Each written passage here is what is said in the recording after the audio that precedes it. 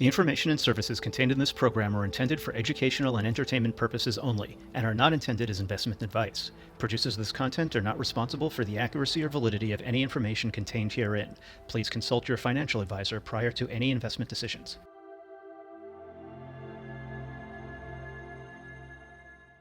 Introduce yourself in the light of how your day-to-day work contributes to DeFi, and we'll just start there. Yeah, so at Vertalo, we help digitize and tokenize real-world assets, whether it's horses, like a client of ours is called My Racehorse, where you can buy $50 in that, to a house, to a patent. And at some point in time, you might not want to sell it, but you want to collateralize against it. Instead of it taking 4 weeks to, up to 2 months to go through a bank and traditional, financing, refinancing, with DeFi, with a smart contract, based on our partners, you can literally do that within like minutes. It's already prearranged. And so if you're only taking like a loan to value ratio of say 10%, and you have a $400,000 house, and you're trying to take 20,000 out, that should be able to be done very quickly because that's a real blue chip asset, right? Versus say like a Bored Ape or an NFT, which is very volatile. Those are different circumstances. So our DeFi lending partners will make those decisions ahead of time, and the smart contract will already be put in place for that. So we help facilitate that. So I'm Luke Kerner, and been in crypto 5.5 years. When I saw the crypto light on June 29th, 2017, what I saw was for the first time in history, we have a tool set to solve for the community instead of the man in the middle. And I thought that was going to be the biggest thing to happen in history. So I really focus on community. I started something called Crypto Mondays, which is the biggest crypto meetup in the world, active chapters in 46 cities, and now I'm building something called the Crypto Oracle Collective, which is a decentralized Web3 advisory service. And the problem that we're trying to solve was actually, I recognized at the DAOPlanet event during ETH Denver was that there are a lot of great people who want to come and work in Web3. And there are a lot of great Web3 projects who want to hire them, but more often than not, they want to pay them in illiquid tokens or equity or a SAFE or a SAFT or whatever. And people have rent to pay and they get hungry sometimes. So people need liquid assets. And so the collective will take all of this illiquid stuff that we get paid in and will emit a liquid crypto oracle token. And so we started in July. We're at 130 Web3 experts, and 32 of them are getting paid by the collective. So exciting times. And in terms of what we're doing to DeFi, we have a whole DeFi practice. And we have specialists. When you're at 130, and so we have our DeFi practice is led by the guy who I think is the smartest guy in DeFi. Awesome. Hi, everyone.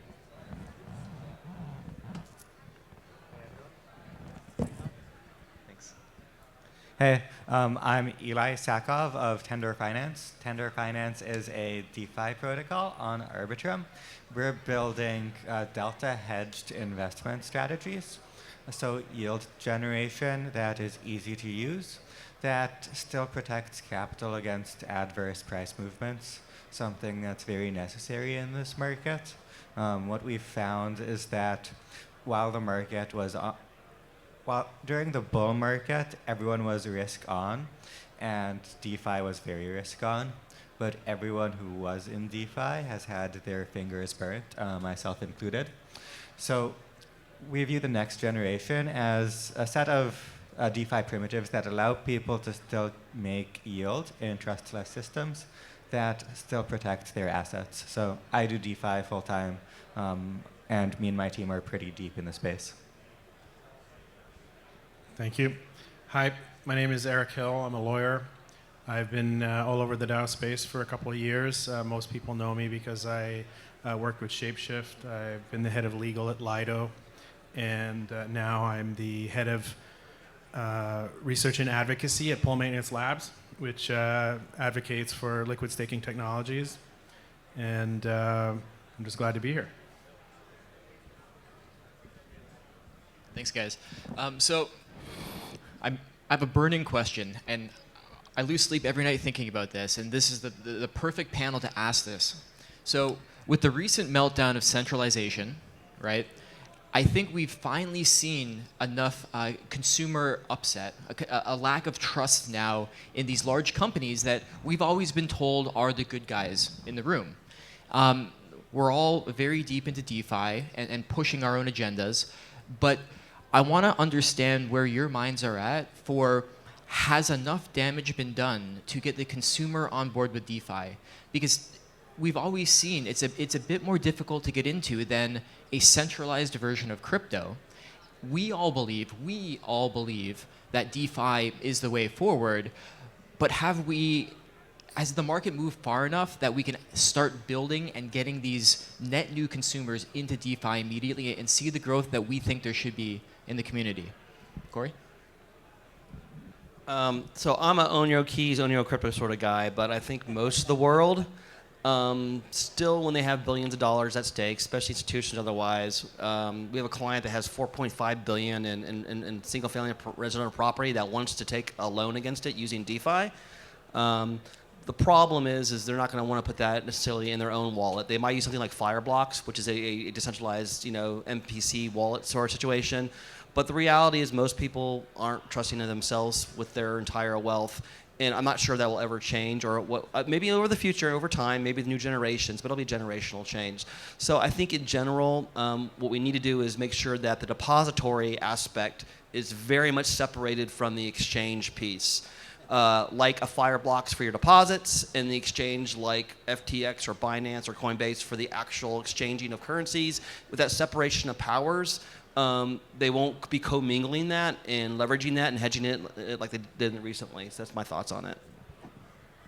Yeah, I'd say that I'm all for education. I think education is great, but we're not going to educate ourselves to the mass market. We're not going to get there from a collapse of trust. The way that we're going to get there is build a product that people want and can use. And we're not there yet. I don't know whether that's tomorrow, a week, a month. You've probably got a better idea than me. I'd be interested in why you're on Arbitrum. But I'm pretty sure it's coming. And I think it's going to be incredibly exciting when it does. In my perspective, DeFi protocols will be at a lower level than most people will have comfort working with. Most people still struggle with wallets, and just the mechanics of a DeFi protocol are above most people who are still getting into crypto. So I view the future as being some kind of hybrid model where we will still see some custodians of people's funds, some investment managers, but in a system that is much more open and transparent than what we have today, that allows major institutions to steal people's money. So I agree with Lou that we need better tools. That's going to be the gateway to mass use. With the start-off question is, the meltdown of centralization is like DeFi's moment, right? It's easy to look and say, well, the regulators make companies in their own image. This is what happens. DeFi is resistant to this. But it doesn't really matter, because as long as the narrative is crypto caused this collapse, not the company, which we don't control, it could be a moot point, right? We'll just be pointing out that we invented the Betamax 25 years ago and nobody wants to adopt it, right? So the tools will make a big difference, I think, a really big difference. If you just make it easy, just super easy, like people just want to know that their funds or whatever their value is just there, and it's just very easy to point and shoot, then it becomes, we solve the biggest obstacle. Now, there's a lot of people working on that. There's a lot of neat things out there. And like Lou said, it could be 6 months, could be 3 years. I don't know when it's coming. It will come. We're ingenious. Human beings are ingenious. We solve problems, but who knows? No, I agree. I think it is a tooling issue, and the test I always use is, can I get my parents to use it, right? I use MetaMask every day, and different browser extension wallets. But my father asked me, how do I buy your token? And I had to explain to him, you have to wire money, and then you have to do the purchase, and then you have to put it in a wallet. And he's like, well, I have a wallet. I'm like, well, not that kind of wallet, Dad. But you're right. It's too many hops. I think we'll eventually get the that ground level technology, and I'm hoping that's what a lot of the people are building out there. It's actually funny because I look at something, I go, I wonder if that's easy enough for my son to use. Okay, so I do have one more question. Something that I've struggled with my project, and as we build a community of node operators for our exchange, is how do we best leverage the DAO from a governance perspective, right?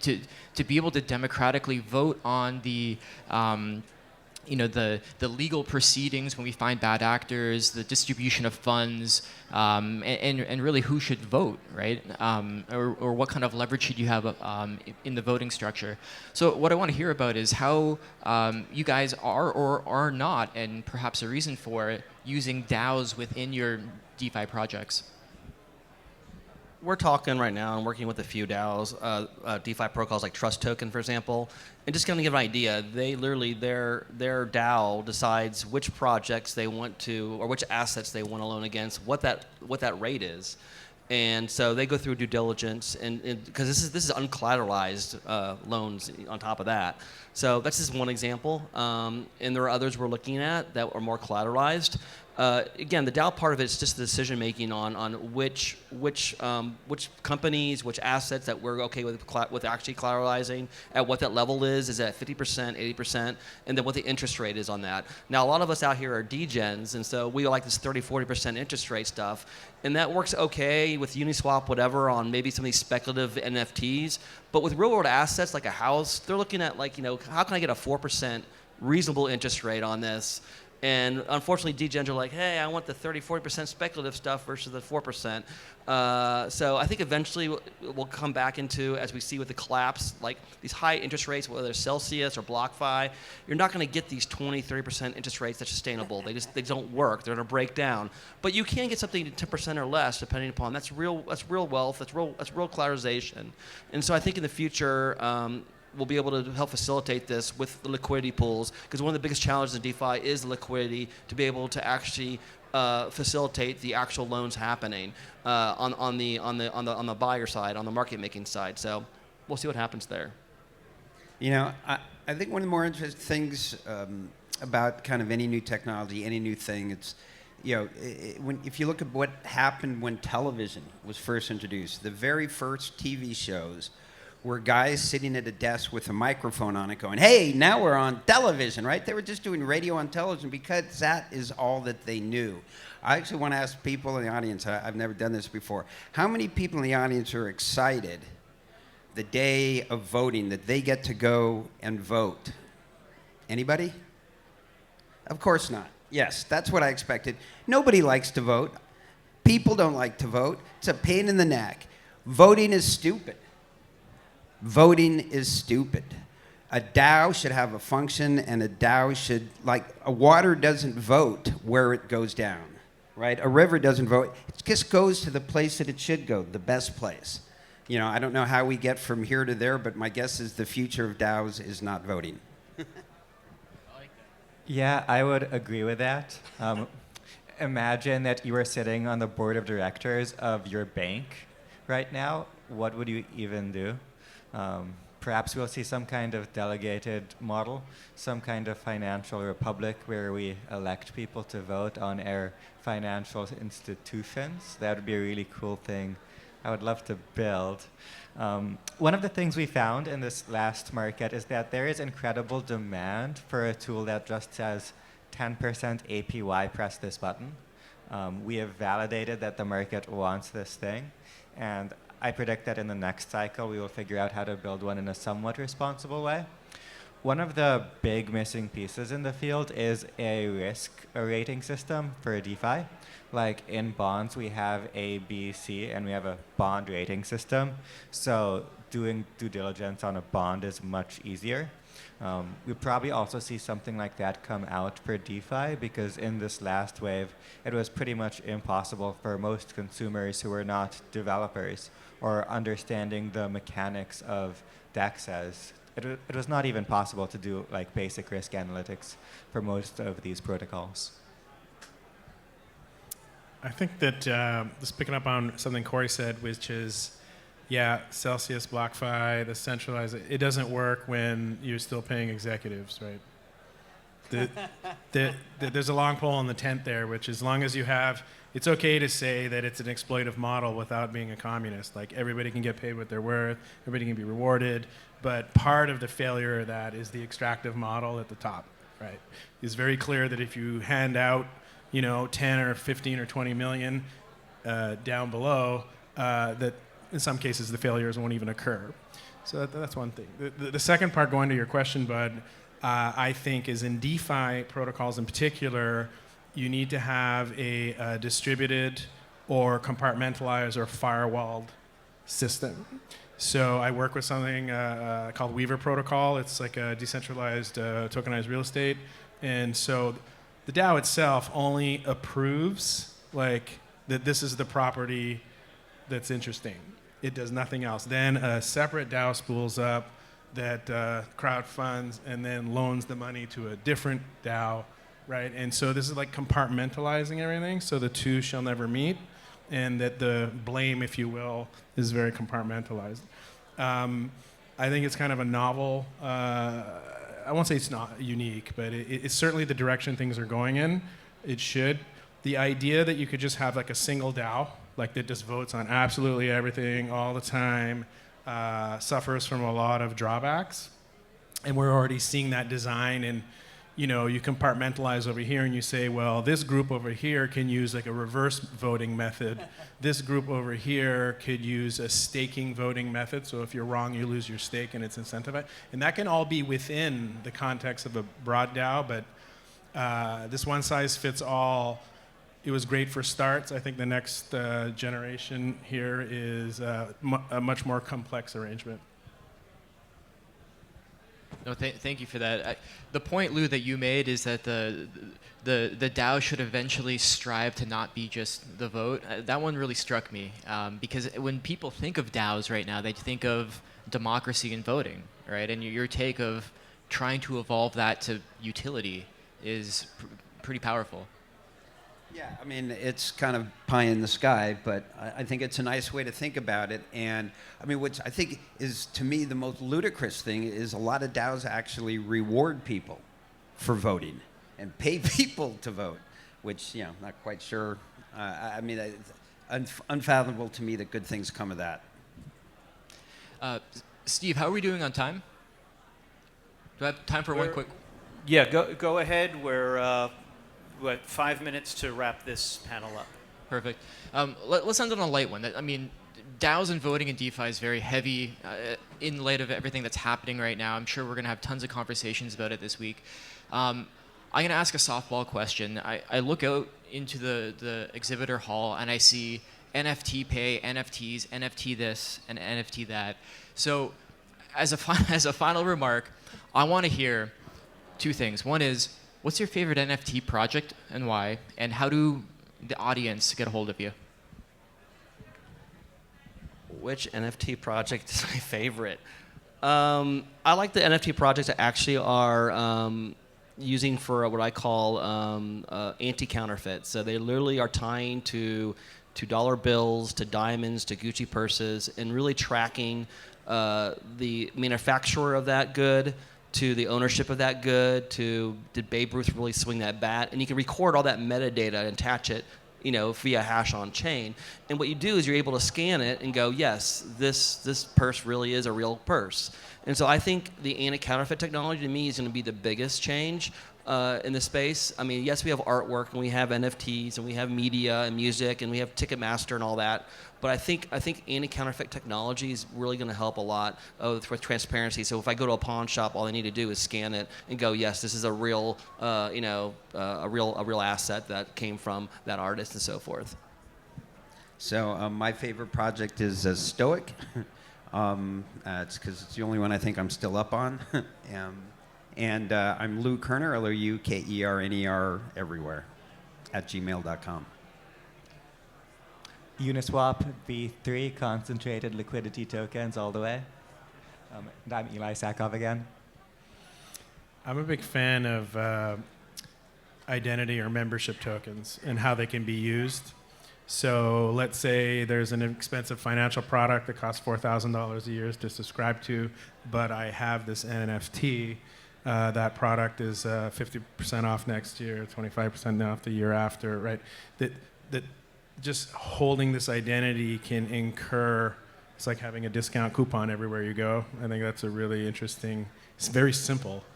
It's not complex. It's not like tokenized syndication of racehorses, which is also fascinating. It is. But that's kind of where I'm at on that. How do we get a hold of you? You can get a hold of me as rotorless. So just at rotorless, whether it's Telegram, Hotmail, Discord. Thanks, guys. All of your answers were way better than mine. My favorite NFT project has been the Fidenzas by Tyler Hobbs. I just think that the use of AI in producing a set was really interesting. But you guys actually had real-world examples, which now I feel a bit ashamed for. But thanks for joining the panel. I love the insights. And Eli, we got to talk more about that rug pull that you were a part of. Affected by, not a part of. Yeah. Thanks, everybody. Thank you, everybody.